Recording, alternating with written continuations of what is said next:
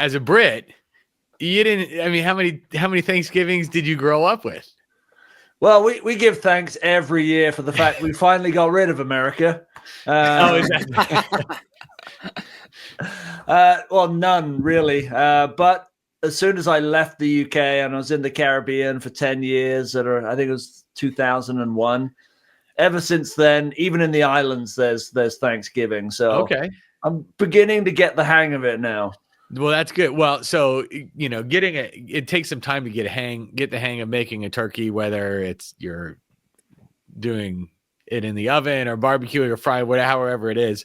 It doesn't take much work to get the hang of shopping and Black Friday, because that's really what comes after Thanksgiving. Did you guys find any Black Friday deals? Did you chase anything down, either of you? I'll go first, I guess. I'm actually happy to say I did not spend any money on the holiday weekend. I take that back a little bit. My wife did need a Christmas gift, so I bought her a Christmas gift. But you're gonna do that regardless. So but you did it on Black Friday. You caught a deal, isn't that that's what we're talking? No, I caught it on Sunday. So by conversation, so it was more of like kind of a Black Friday-ish, weekend sale, but more opportunity to save money on a gift I would have gotten anyways. Yeah. It wasn't like sometimes you're just like, oh, let me go through the ads, let me go through the sites and find something. Let me go through my emails and let them come to you, and all of a sudden you're like, I want this and I want that. I didn't have that this year, so that's good. I think you just dated yourself because of the mailers and going through the ads. Mark, what about you? Did you Black Friday, Cyber Monday, and everything in between? You find anything good out there? Oh, I was so proud of myself this year because there's something that I've wanted that I've just held off of till Black Friday. And that's I want to get security cameras for the front and back of the house. Yeah. And not just any security cameras, ones that are battery free because they're solar and they can swivel and they have dual lenses and all this. Goodness. That's so cool. I have no idea if we actually need that amount of tech. But I most certainly don't. Right. But that doesn't mean you shouldn't get it. So waited until they were almost $200 cheaper. And I'm like, this is my moment. Nice. So I'm very proud of myself that I waited all the way through the year to get here. Nice. Good way to show good patience and perseverance. Yeah. That's right. I got some things on on Black Friday and maybe Cyber Monday, but it was, you know what? I don't think there were that many sales. I feel like those sales, I saw those sales on Prime Day 2 months ago, right? Or the Labor Day sales. I mean, I don't think there was any hot deals out there that we were missing. No one needs another flat screen TV, right? No, maybe we're just going to get scattered with sales between now and Christmas, and that's the way they do it now. Who knows? Yeah, I don't know. There's need in there. I think everyone still wants another flat screen TV. Sure. Yeah. You can always get one that's a little bit bigger than the one you've got, but needs and wants, right? That's different here. That's different. Well, we're in full blown holiday mode now with Thanksgiving in the rearview mirror. And we're going to talk today a little bit about 2025 because it's never too soon to plan for that. So, I think with our Black Friday shopping done, Cyber Monday done, let's dig in and talk 401ks. What do you say? Sounds good. Oh, that truly is the real sort of thing to be thankful for is 401ks. That's right. All right, let's dig in. All right. Welcome back to the Casual Friday Financial Insights Podcast. My name is Brian Ullman. I'm a financial advisor here at Ford Financial Group with Ryan Louie, also a financial advisor here at Ford Financial Group. And we're joined this week by Marc Fowler, who, if you are a regular listener or watcher of our podcast, you will recognize he's been featured on our podcast as a 401k expert already. And he's back for more, which means I hope he had a good time last time. Before we kind of dig in really on the nuts and bolts of 401k and why business owners really, if you don't have one for your business, you really need to consider it for 2025. I will say, if you have a question as you're listening to this, well, I'll start by saying, if you're listening to this for the first time and you haven't subscribed already, I would encourage you to do that. You can subscribe wherever you get your podcasts, Apple Podcasts, Spotify, and all the rest. If you're watching this on YouTube, you can subscribe on YouTube as well. So that way you don't miss any of these updates as we get into 2025, because hopefully we'll have Marc back again in the future, into the new year. Yes. And also, if you have questions as you listen to this on this 401k topic or any others, you can always email us at info@forwardfg.com. We'll forward your questions on to the advisor here that you're working with, or we can help answer your questions if you're working with an advisor not at Forward Financial Group and you're looking for a second opinion. Or if you have 401k questions that we're not able to answer for you, Marc, we can forward these on to Marc, and you can tap into the knowledge base of a certified expert in 401k. But with that, let's check in on markets really quick. Marc, you saw this already before we jumped on. You said, "Man, this looks complicated." It's not all that complicated when it's going up and to the right. We'll just look at markets here briefly. This is through, what is today, the 3rd. S&P 500 up almost 27% on the year. NASDAQ short, not far behind, 26% on the year. Dow up 18, almost 19% on the year. And bonds are still limping along, up about 3% on the year. It's been a good year. I think that's the long and short of it. I would say that this is like Christmas early, or this is like the best holiday gift that we can get as financial advisors. Is that chart right there, up and to the right? I will say it's not even that we're reaching highs here and reaching new record levels in these different indices. We have had essentially, but for a couple blips in there, no pullbacks. I mean, we average a 2 or 3 10% pullbacks in a year. We've had 0 this year. We've had a couple turbulent. April was the only negative month this year, and then we had a rough start to August, and that's kind of about it. There's no election turbulence, and now we're headed into December, where we got the election in the rearview mirror. We know who's going to be president; it's not disputed, and Santa Claus rally could be on the way. But we'll save that for another episode, right? Because what we're really here to do today is talk 401k. And Marc, would you say that as we round the corner and head into a new year, it's really the right time to tackle this for business owners? Yeah, a lot of business owners love starting it at the front end of the year so it matches the calendar year and all that kind of thing. But honestly, my opinion, any time is the right time to talk 401k. You know, any time that you're sort of putting off saving for yourself and for your employees, I think you're missing an opportunity. Yep. Right. Yeah. Well, and as a business owner, you've got real opportunity to, you want to do right by your employees, of course, and you want to attract talent and you want to keep talent, and certainly employee benefits like an employer-sponsored retirement plan is a way to attract talent and keep talent. But it also helps you out as a business owner, that you're able to kind of make it work for you also. So we're going to count down today. We're going to count down kind of 4 real compelling reasons why a business is going to needs a 401k in 2025. I will say before we begin, Ryan and I have not been told what these 4 compelling reasons are. So we're going to find out in real time right now what your number 1, 2, 3, and 4 are. Marc, do you want to lead this off with your number 1 reason, compelling reason? Oh, I'll tell you what. I'll give the 4, and at the end, you guys can tell me which is the big hitter of the 4. Okay, I like that. All right. Yes. So that's my challenge back to you: is come up, listen through these, and then you'll tell me, hey, that's the one I think that'll really hit a chord. All right. All right. Well, interestingly enough, right, the first question is like, if you're a business owner, why have you not done it already? If for not any altruistic reason, for supporting yourself, right? Yep. And so the number 1 reason, I mean, yes, it's great to take care of our employees, but you've probably got a family, you've probably got your own goals in retirement that you want to hit. Let's take care of those. And that is where a 401k is a great starting point. So as a business owner, putting the 401k in place has benefits for you individually before we even get to the organization, for you individually. Obviously, the 401k has higher contribution limits than IRAs, et cetera, et cetera. I think we've probably talked about that before. But what's interesting is 2025 is actually throwing in a new sort of a new treat for the coming new year, right?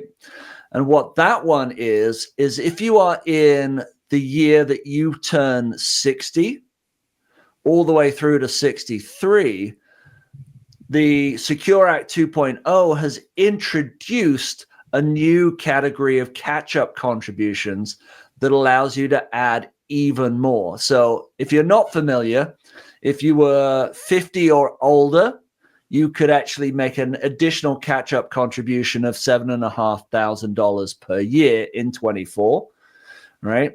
They've now said, hey, if you're in that 60 to 63 bracket, we're going to give you even more as you approach the sort of, the threshold of retirement. Obviously, folks can retire at different ages, but we'll call that the threshold.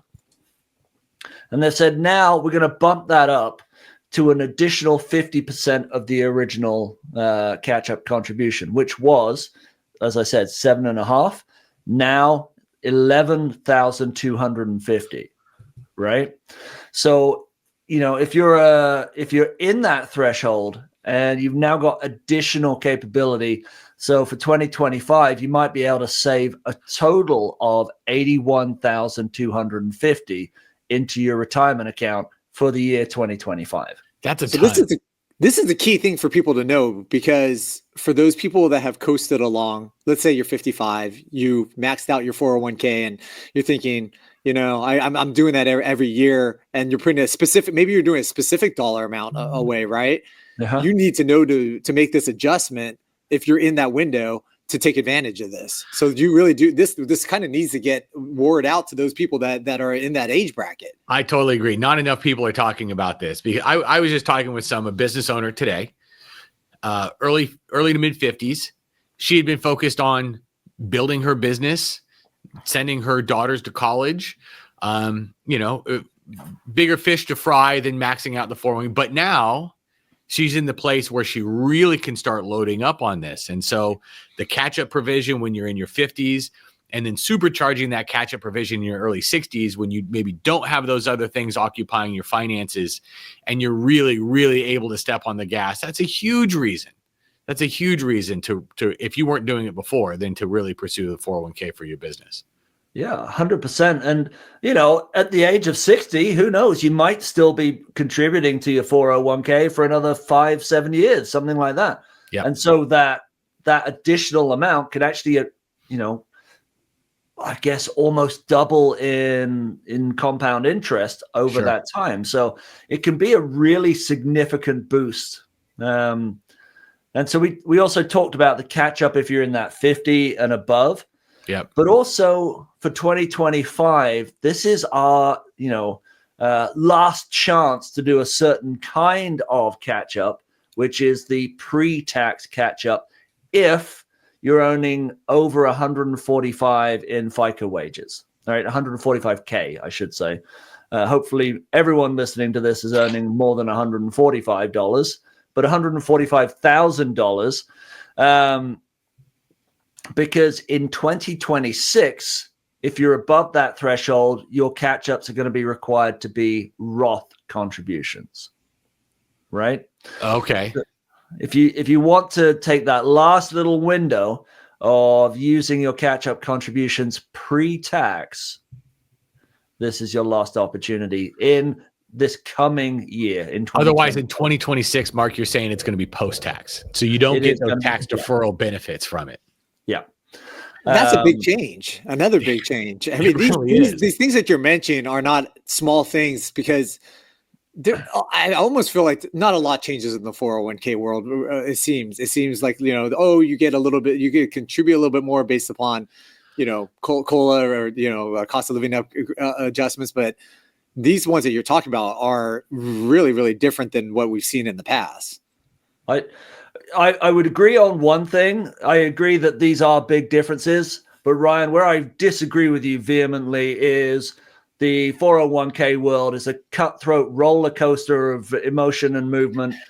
Can never take your eyes off it, not even for a second. That's right. my personal opinion on that. But I will say though, there whether historically there's a lot of change in 401k or not, there has been lately with the Secure Act 2.0. Right. Yeah. There's been a lot cooking here. And so that's where you get stuff like the tax deferral on catch-ups going away, getting missed by lots of people because they're focused on other things like whether or not they have 5 or more employees and must offer a 401k or something along those lines. Yeah. The bigger, more headline kind of elements of the Secure Act. Yeah. And a sort of subtle nuance that probably is worth noting for anyone who is sort of self-employed and doesn't have the FICA element to consider, with that, then the thresholds change. So that's where you really want to sit with, good people like yourself, Brian and Ryan, and sort of talk through what does my specific situation look like, right? And how do I max this out well? How do I leverage the pre-tax versus Roth? And so it's all. I love a good English phrase every once in a while, and this is a good one, which is horses for courses, right? So you need to find the right solution for your particular situation. Yeah, and there are so many. I talk to lots of people who, man, they really are hell bent on doing Roth or post tax kinds of contributions, even when they're deep in their earning years at the tip top tax bracket, and you kind of got to dispel this idea that they've been holding on to since their 20s, saying, "Oh, I need to pay the tax on the seed, not the harvest." It's like, no. You need to defer taxes. You're at a 34% tax bracket. You got to get lower than that. I also think that the media, you see blogs, you see financial articles all on this where the Roth is the golden account, and it is. But like then when people get that in their mind. Yeah, well, they think that I got to do this now, right? Like this is the one thing I should be doing, but not thinking about, not if you're in a really, really high tax bracket. It doesn't make sense. No. And that's why you need, like for this one with the cap that's going, the change for 2026, you need the deferral. If you own a business, you're making, you need the deferral. Let's put it that way. Like there's no, I mean, yes, we want to analyze for your personal situation, but I can't guarantee. I would be willing to bet that you need as much tax deferral as you can find whenever you can find it. And so doing this in 2025 to capitalize on this would be the way to go. Yeah, the guarantee word slipped out there for a second. Didn't it? I know you can't guarantee anything, but death and taxes. But it is a rare instance where we look at someone who's a high earner, owns a business, and we say, no, you don't need to defer taxes. You can do something different. That is rarely the case. That's rarely the case. Yeah, which then brings me, Brian, to point number 2. Okay. And now this one isn't a sort of red hot off the presses. It's been around since Secure Act 2.0 came in at the end of 2022. But as a reformed business owner myself, like this is stuff that really catches my eye of like, now I am in a situation of being able to offer benefit that benefits me as the business owner, but also all of my employees, and get taxes, a sort of big tax incentive for the privilege of doing so. All right. And so Secure Act 2.0 came in and brought in 2 pretty significant tax incentives, particularly if you're a smaller business, meaning 50 employees or less. It is also available for 100 employees at less, but a bit of a sliding scale if you're in that sort of 51 to 100 employee bracket. But if you're at 50 and below, there are some significant tax incentives now for getting out there and starting a retirement plan in general. But if you've ever thought, hey, 401ks, they sound expensive. They're not really nowadays. They're really not. Now the government's going, look, we're going to help you pay for it anyway. Right.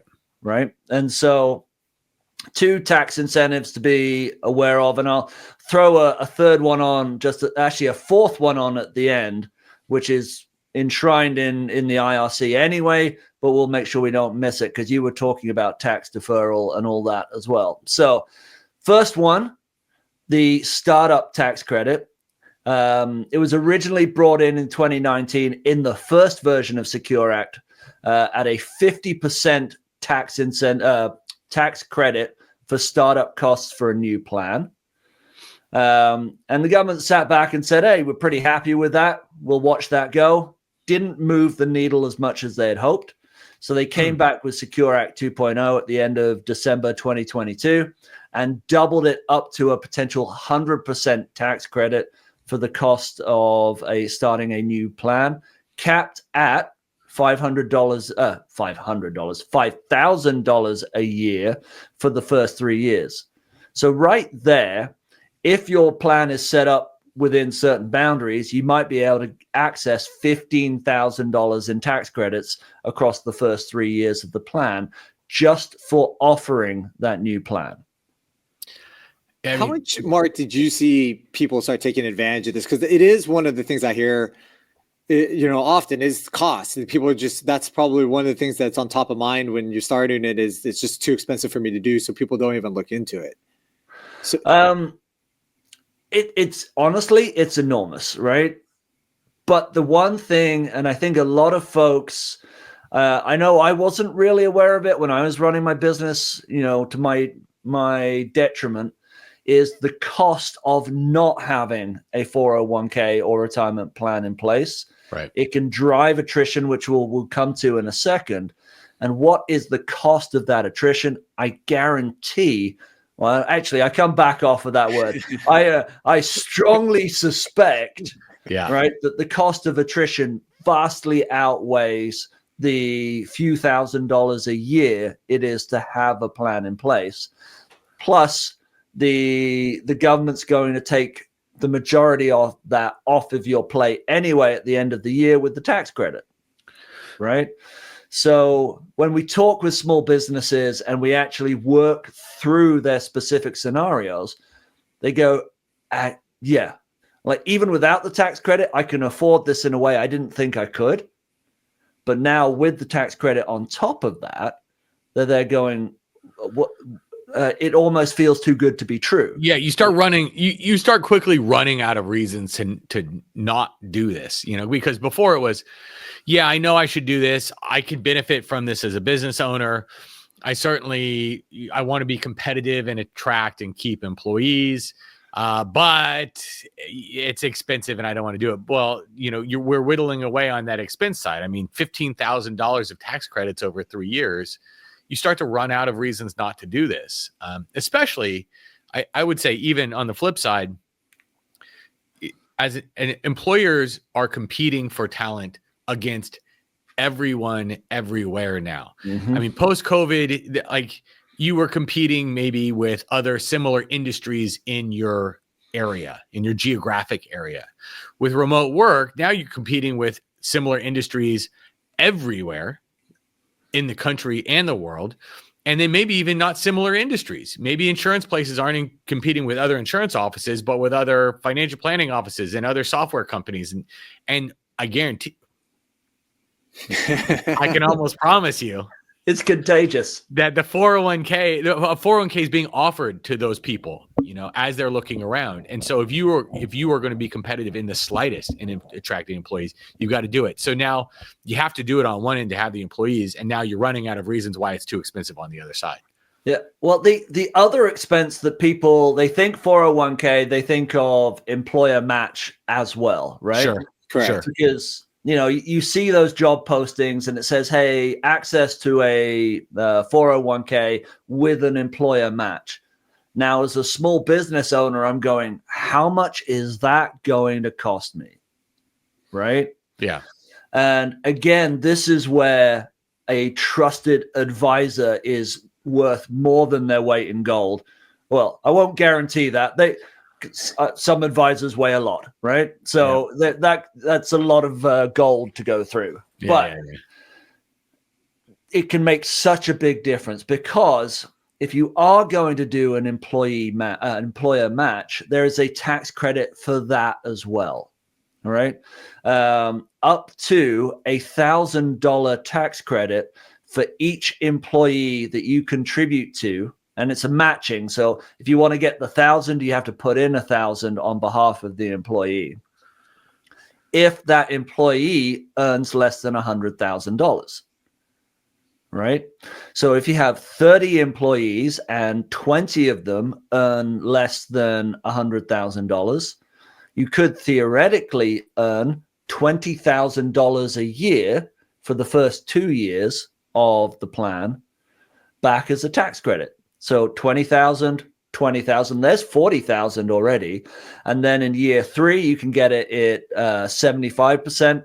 Year 4 is 50%, and year 5, 25%. That's a lot of money when it is for the right employer. Yeah. And that's on top of the 15,000 we've already talked about. Yeah. Right. I'm getting a sense here that Congress. Tell me what your spidey senses. Yeah, that perhaps Congress really, really, really wants businesses to have a 401k, and they are incentivizing. Well, the old tax code is carrot and stick anyway, and they're really putting those carrots out there for businesses. If you've ever been on the fence, or if you've not dealt with this, it's worth your time, not just as a self-interested business owner, but just kind of generally to run your business. They're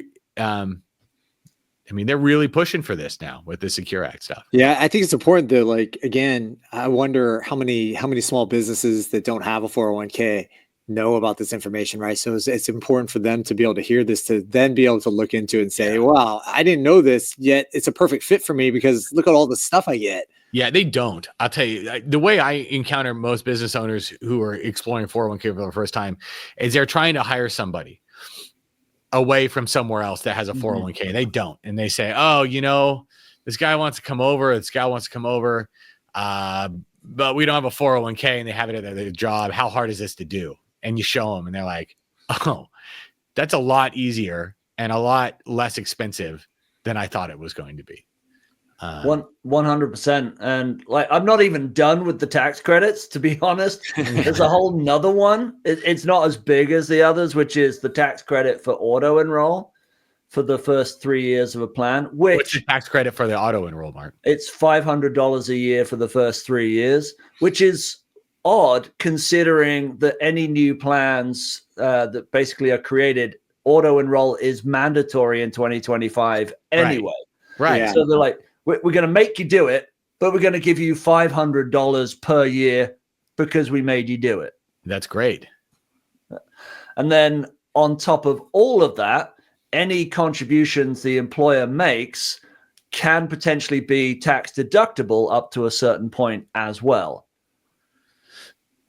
So when we talk about at some point, they're just going to start sending like $2,000 COVID checks to each employer to open up 401k on top of all this, right? I mean, how much more can they do to get people to, and from a tax incentive perspective, to get businesses to get off the fence?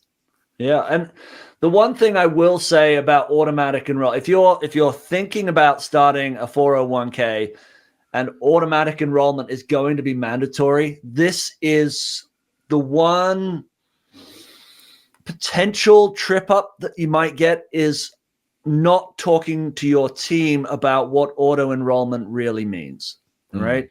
So if it just suddenly hits the paycheck without an explanation, and your employees look at their paycheck and it's slightly smaller for some reason, and they don't understand what it's about, they can have sometimes a negative reaction to that. So isn't that up, Mark, though, to the financial advisor to be able to advise the business owner and say, hey, look, we're going to get on a Zoom with all your employees, or we're going to get everybody in the room together in the lunchroom or wherever it is that is easy for the business, and walk through this and say, this is a benefit that you're being offered. This is how it's going to work.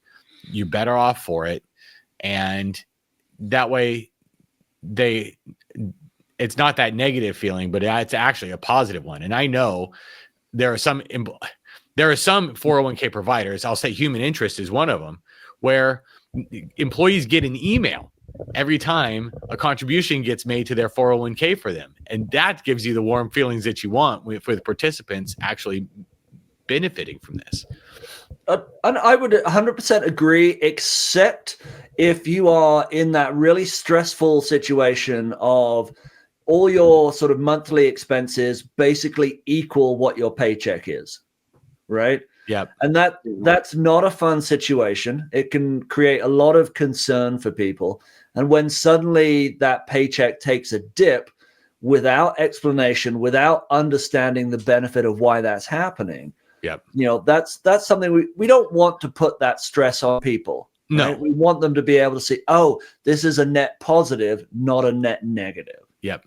And I've especially done for those people that were on the fence about contributing, right? It gets them to just say, okay, I was going to think about it anyways. You're doing it for me. Right. So let's go ahead with it. So I think that can help those kinds of people. Yeah. And some of it depends on the industry. I was doing a plan for a company that had, laborers out there, and these guys were getting paid weekly and they wanted a check. They didn't want direct deposit at the bank. They wanted a check that they could go down in cash, right? So it was one of those scenarios, and none of them were interested in doing 401k, of course, because they were, like you said, Mark, kind of in a financially stressed situation where it didn't pencil out.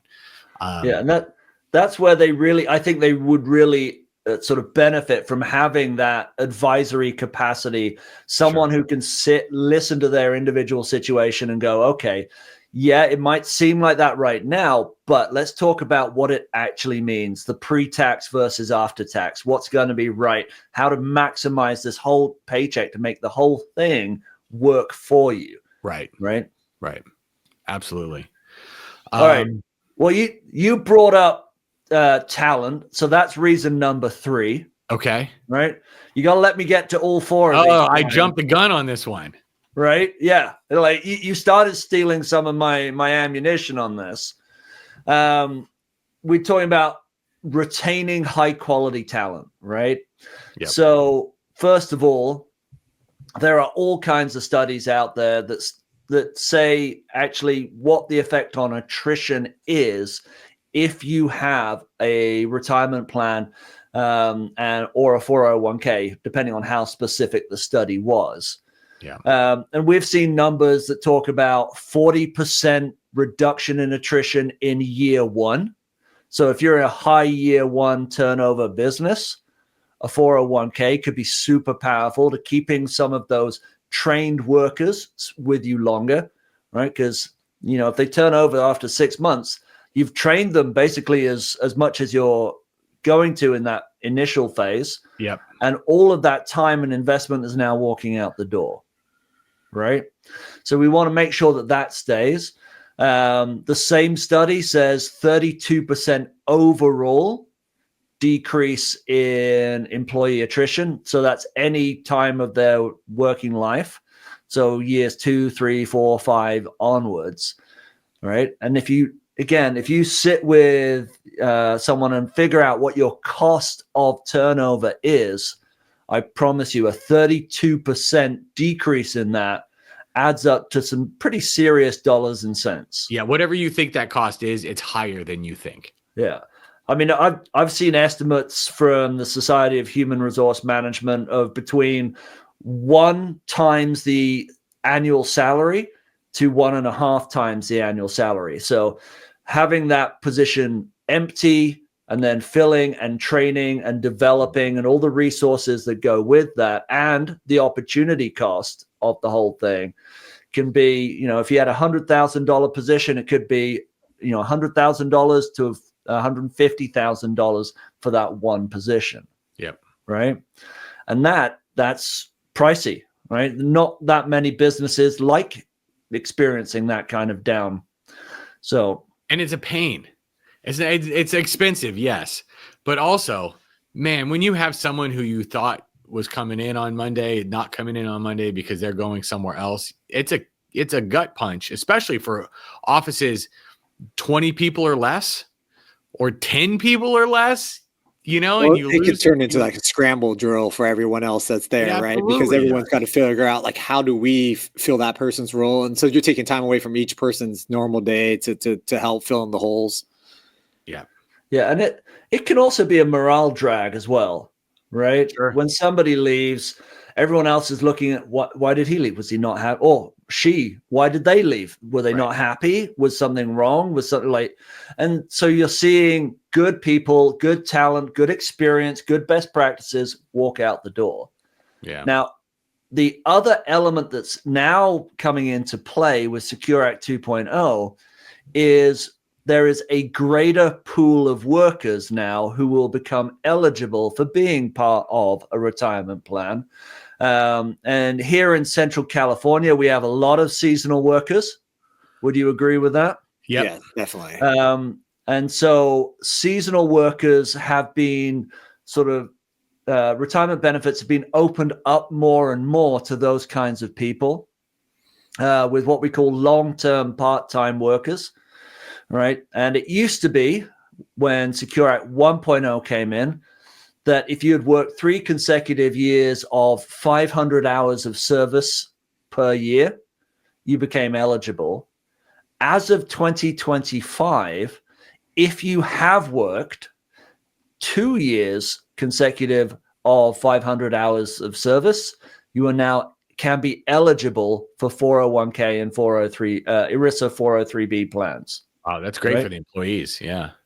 Right. So now you're giving, because trying to find great workers each season can be really challenging, right? Particularly as they start building in those best practices, they start creating team bonding and all that kind of stuff. You don't want to turn that over too much. No. And so now you can create a way to keep them coming back and back by giving this really powerful benefit of something. If you're there as an hourly worker, who expects to have a retirement plan? Right. Nobody. All right. So talk about the competitive talent marketplace that you guys were just talking about. Here's one way to start standing out, particularly if you have a seasonal labor pool. That's great. That's an interesting one. Lower bar to entry. Yep. Yeah. Yeah. And then number 4 is really what we've seen throughout the industry is it gets more and more efficient. Right, we drop technology into this pond, and it's really made quite a few ripples. Right, and so now, if you were sat previously, you sort of kicked the tires on a 401k or a retirement plan. You just went, you know what? Like I could make it work on the books. I cannot make it work with the amount of administration we would have to do. That is honestly, you need to take another look. I mean, yeah, Ryan, you remember going in with participants and you have a stack of paper, signing account applications and enrollment forms and beneficiary forms. You have to block out a whole day to sign up participants, and you are getting in the way of their day of trying to do whatever they're trying to do from the business side of things. For sure. Now, between auto enroll and everything being kind of electronic, as long as you have and the employees don't even have to be all that savvy, right? If they have a smartphone, they're in business. Yeah.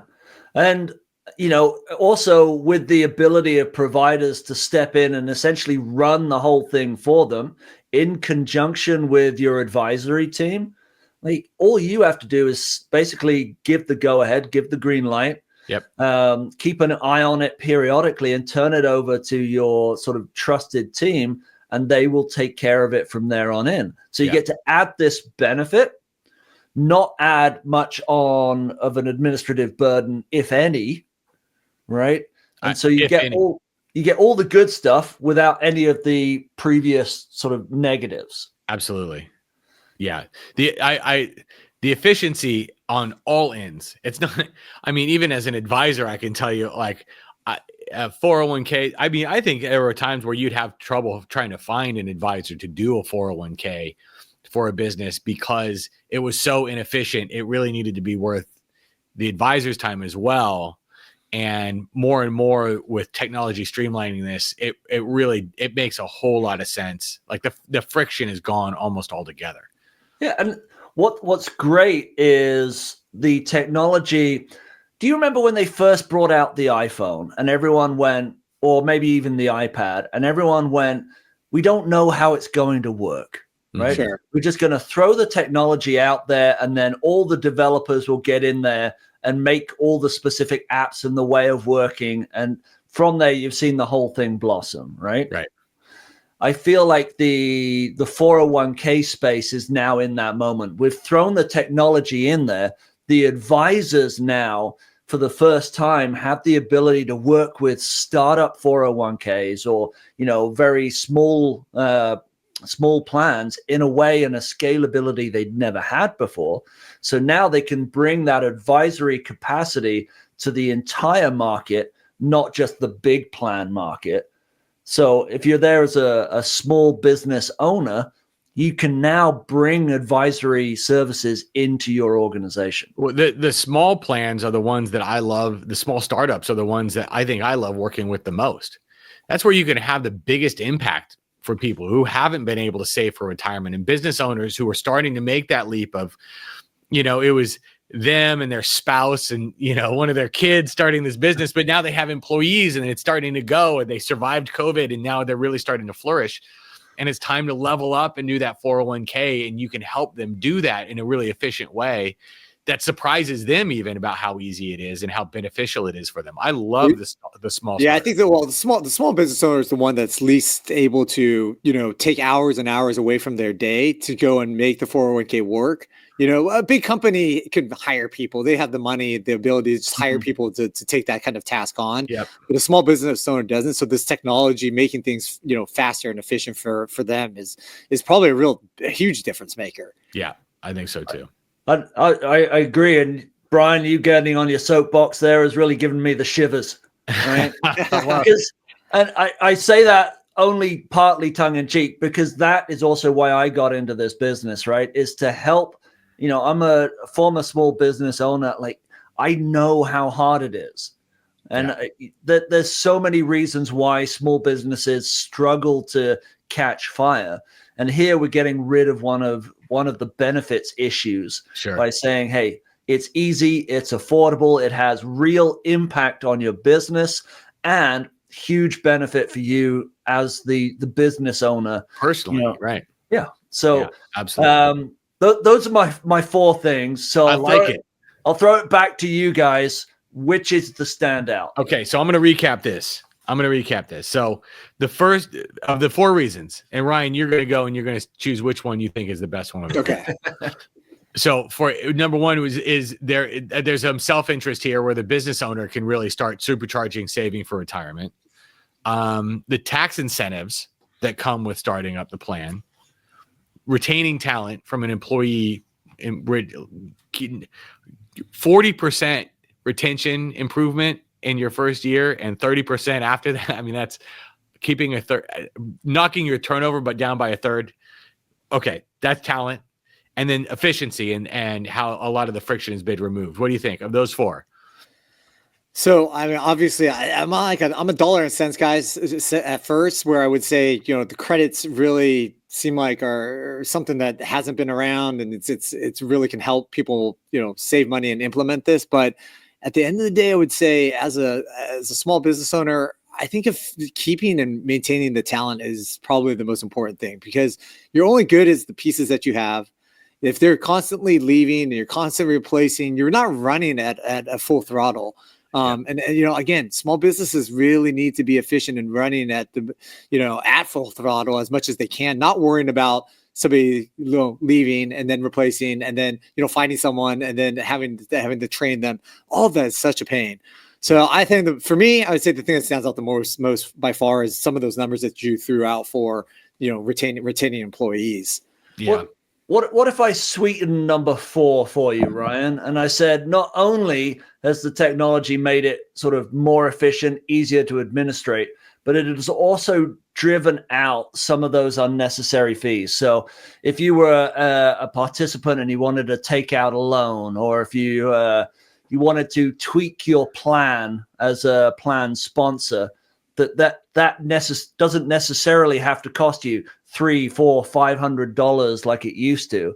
So those sort of, let's call them hidden fees, have been driven out by that sort of technologic revolution.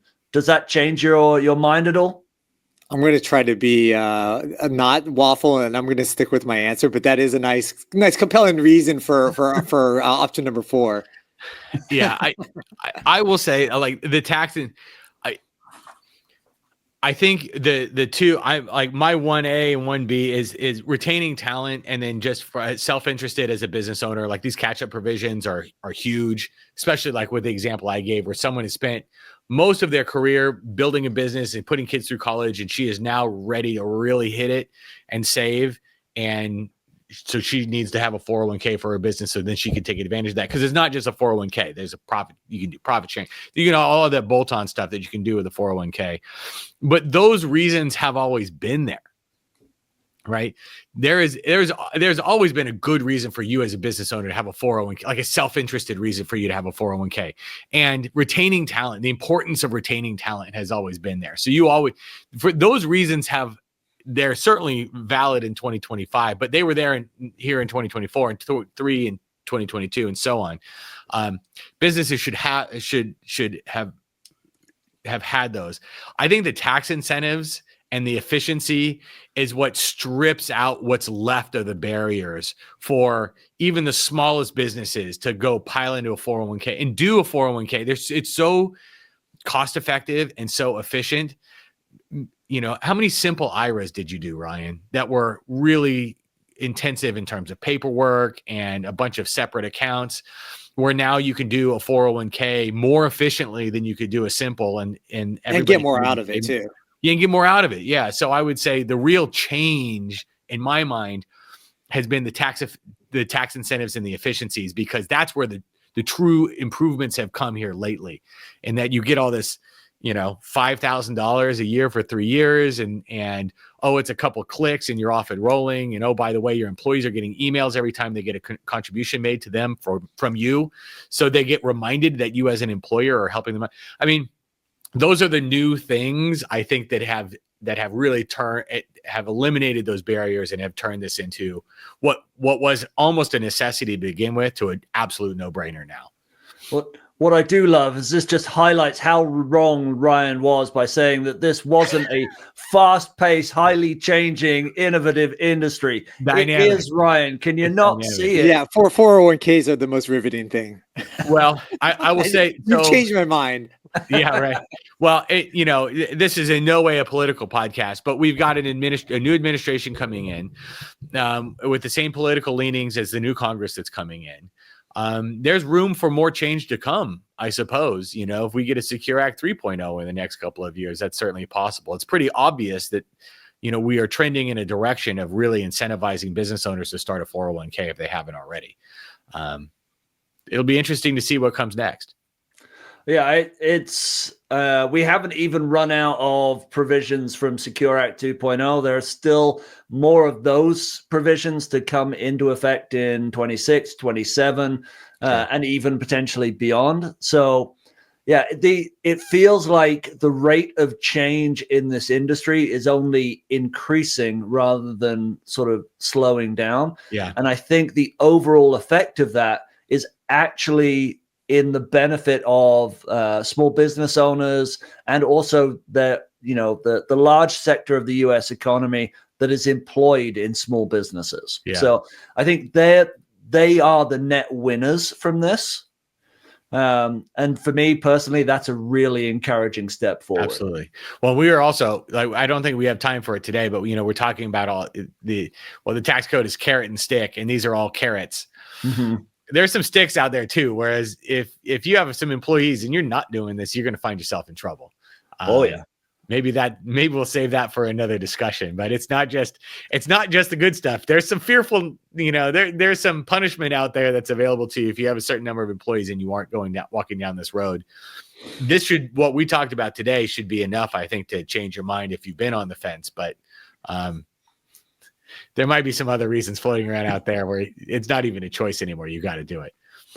particularly in this wonderful state of California. Precisely right. That's right.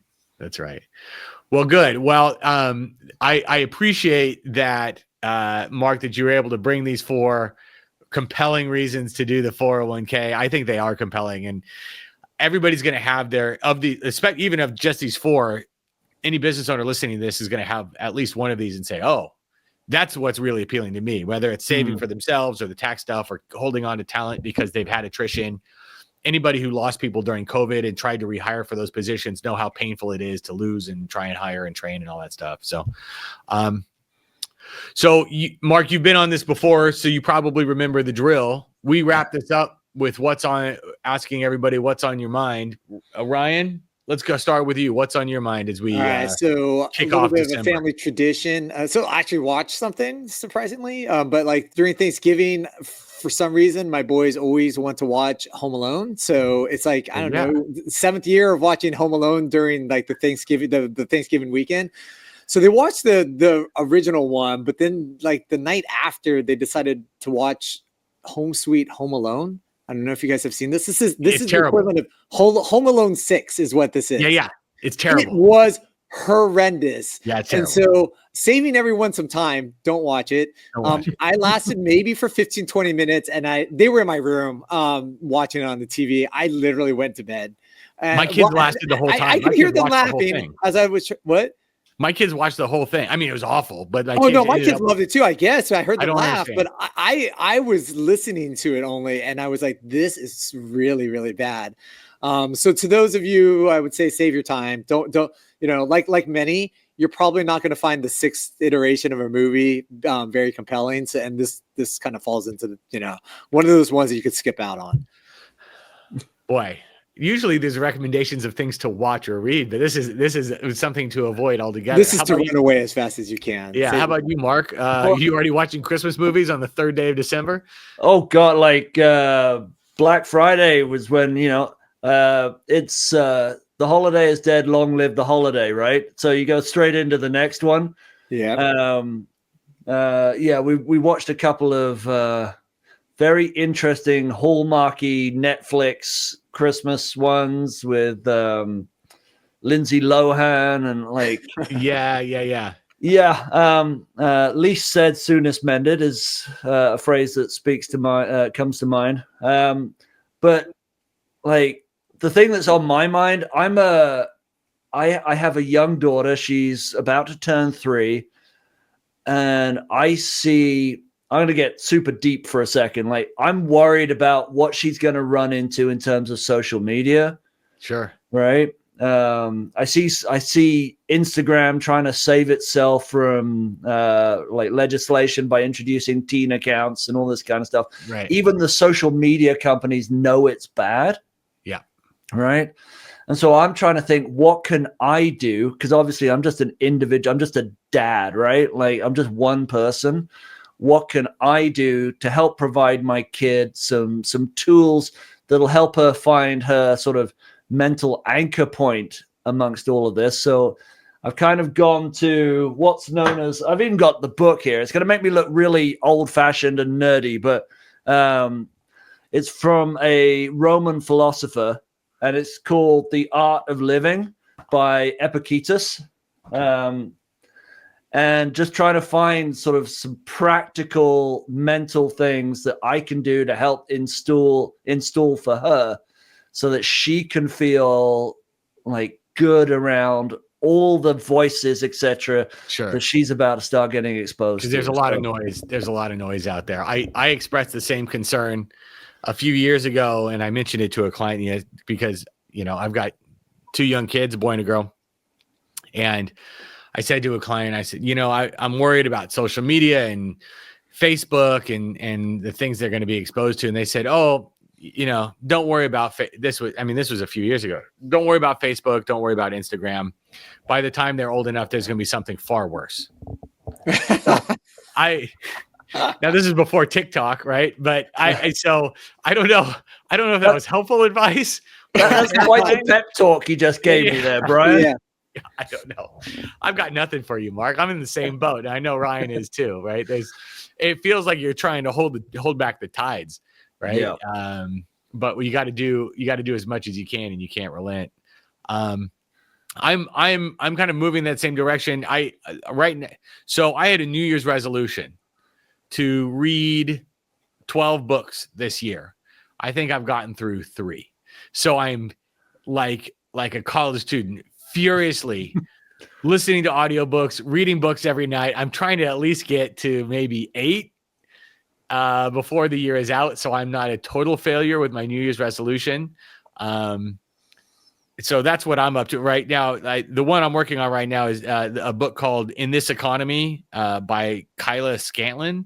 Actually, speaking of social media, she has become kind of this social media star. She's like a TikTok economist, but this book is actually pretty good. It's a little bit entry level, I would say, like entry level economics. It's still interesting, but entry level. But she was the one who coined the phrase that we are in a vibe session.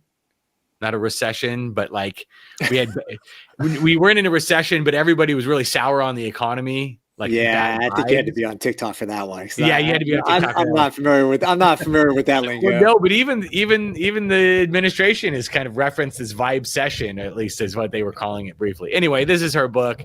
Morgan Housel wrote the foreword to this, and he wrote he's written some pretty good books on finance. So it's legitimate. But anyway, that's what I'm on at the moment as I like race to at least get a C on my homework, which was my New Year's resolution.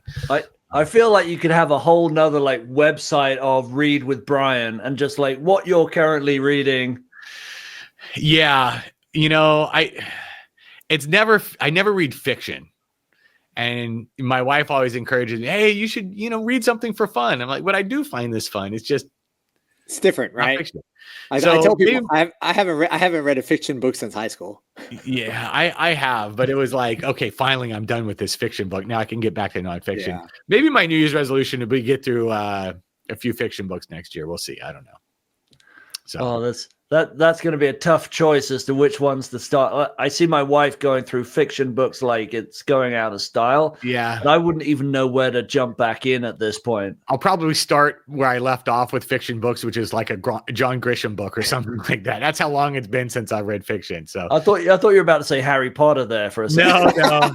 No. Harry Potter didn't exist when I was reading fiction books way back when. So, well, guys, we'll leave it there. Mark, we'd love to have you back next time. We'll ask you what your New Year's resolution was, and you can tell us how it's going. Oh, all right. I'll have to come up with something good that I can stick to now. That's right. Well, that's the challenge for all of us, isn't it? Yes. Excellent. All right, guys. Well, we'll leave it there. Again, if you have questions for us, for Ryan and I, or if you have questions for Mark as it relates to 401k and getting started for your business, you can email us info@forwardfg.com. Mark, until the next one, happy holidays. Happy holidays to you both and to everyone listening. And again, just thanks for getting me on here. It's a real privilege. And you guys are just wonderful to chat with. So thank you very much. Well, we appreciate you joining us. Thank you very much.